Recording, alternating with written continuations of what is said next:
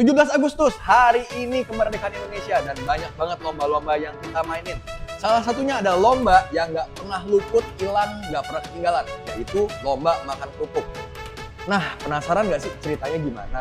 Kok bisa makan kerupuk? Kenapa nggak makan hati? Kenapa nggak makan ikan atau duren atau apa duit rakyat gitu? Mari kita bahas ceritanya.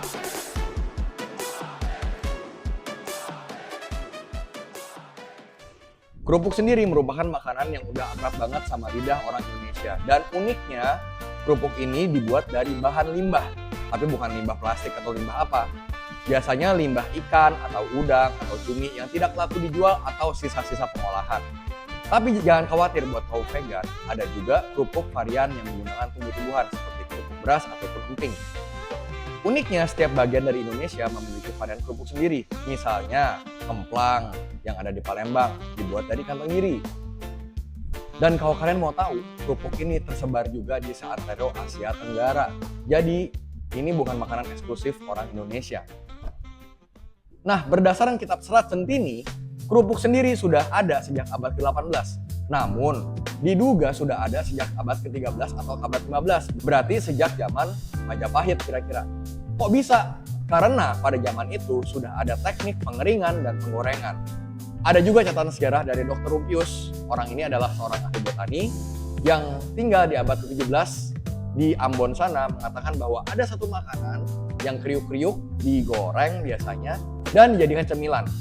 Ditambah lagi ada catatan dari orang-orang kolonial alias Belanda sana yang mengatakan bahwa ada makanan namanya kerupuk udang yang biasa jadi pelengkap makanan yang disajikan waktu makan siang, makan malam, sehari-hari di orang-orang Jawa dan bagian-bagian pesisir.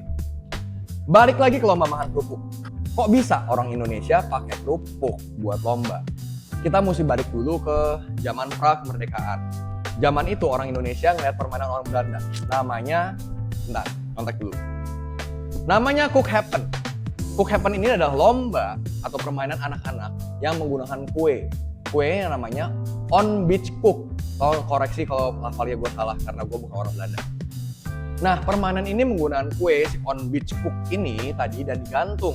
Biasanya anak-anak bakal mencoba memakannya tanpa menggunakan tangan, matanya ditutup, jadi seru-seruan kayak gitu. Ada juga variasi lainnya, namanya Apple Hagen. Apple Hagen ini menggantikan si kue diganti pakai apel. Tapi plot twistnya adalah apelnya dilumurin pakai sirup biar susah dimakan, biar lebih seru. Orang Indonesia ngelihat ini, wah seru juga nih permainan ya, kita tiru aja ya? Boleh juga. Kita fast forward ke tahun 1950, di mana Indonesia sudah merdeka dari Belanda. Tapi belum merdeka dari kemiskinan. Masih kere, ditambah zaman itu inflasi gila-gilaan, ada denominasi mata uang, bener ya denominasi? Gunting Syafruddin, koreksi sama ini tadi. Dan kerenya bukan kere lagi, kere kuadrat. Gak kebayang kayak gimana sih. Sekarangnya zaman susah ya, zaman dulu lebih susah lagi sih.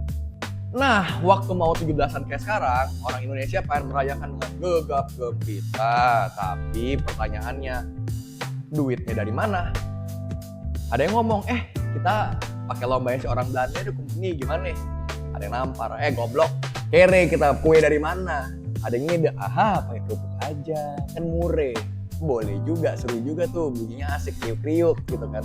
Dipakailah si kerupuk buat lomba 17-an. Nah, kerupuk ini bukan hanya sebagai permainan aja, tapi zaman dulu sebagai simbol kesetaraan dan kemiskinan orang-orang. Tapi sampai sekarang sih simbol orang miskin juga sih. Di akhir bulan, anak-anak kos, para wibu yang nabung buat gacha dan beli figurin Gundam. Saya juga kalau lagi nabung efek sama gitar, kere juga.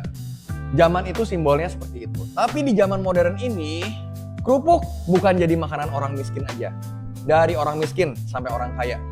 Dari yang harganya cuma 500 perak sampai yang 50.000 juga ada.